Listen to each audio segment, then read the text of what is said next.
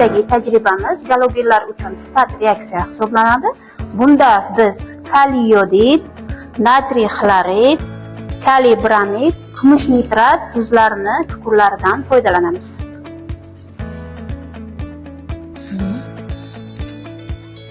Kaliy xlorid.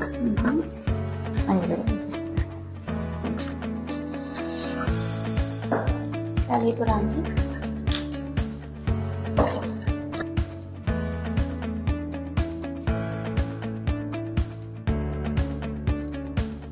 Natriy xlorid, natriy bromid hamda natriy yodid eritmalari tayyorlab olindi.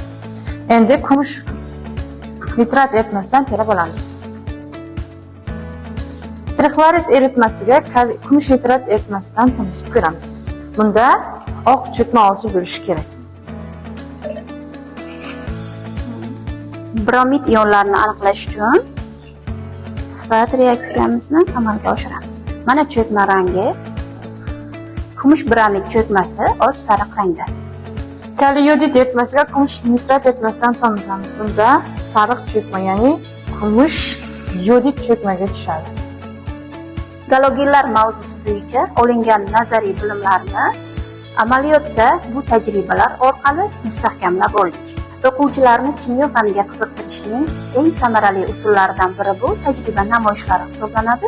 Bugungi bajarilgan tajribada o'quvchilar galogenlar mavzusi bo'yicha olgan nazariy ma'lumotlarni amalda qo'llash imkoniyatiga ega bo'ladilar.